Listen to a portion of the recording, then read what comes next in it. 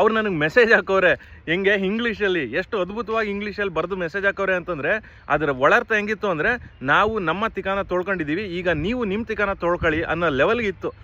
ಸ್ನೇಹಿತರೆ, ಮೊನ್ನೆ ಅಂದರೆ ಭಾನುವಾರ ದೊಡ್ಡ ಲಾರ್ಡ್ ಲಬಕ್ದಾಸ್ ಥರ ನಾನು ನಿಂತ್ಕೊಂಡು MCC ಅವ್ರ ಜೊತೆ ಆಗೋದು ಎಂದು ಕೈ ಕಟ್ಟಿ ಕುಳಿತಾರೆ ಅನ್ನೋ ಹಾಡಾಕಿ ಒಳ್ಳೆ ಸಾಂಗ್ ಬ್ಯಾಕ್ಗ್ರೌಂಡಲ್ಲಿ ನಿಮ್ಗೊಂದು ವೀಡಿಯೋ ಹಾಕಿದ್ದೆ ಸ್ಟೇಟಸಲ್ಲಿ, ಏನು ಕಸ ಕ್ಲೀನ್ ಮಾಡಿಸ್ತಾ ಇರೋದು MCC ಅವರು. ಆದರೆ ಇವತ್ತು ಮತ್ತೆ ಇಲ್ಲಿ ಬಂದು ನೋಡಿದ್ರೆ ಕಸದ ರಾಶಿ, ಅಲ್ಲೆಲ್ಲ ಕವರ್ಗಳು, ಯಾವುದೋ ರೆಸ್ಟೋರೆಂಟಿಂದ ಬಂದಿರೋ ಕಸ, ಅದಾದ್ಮೇಲೆ ಮನೆಯವ್ರು ತಂದು ಕವರ್ ಹಾಸಿರೋದು.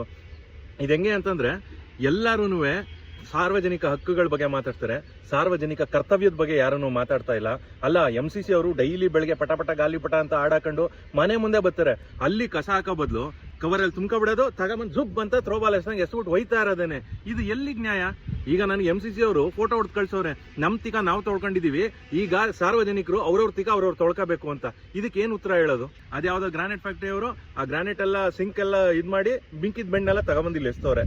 ನೋಡಿ, ನಮ್ಮ ಸಿಟಿ ಕಾರ್ಪೊರೇಷನ್ ಅವರು ತಪ್ಪಿದ್ರೆ ಅದನ್ನ ಚೇಂಜ್ ಮಾಡ್ಕೊಳ್ಳೋಕೆ ಎಲ್ಲ ರೀತಿ ಸಿದ್ಧವಾಗವ್ರೆ.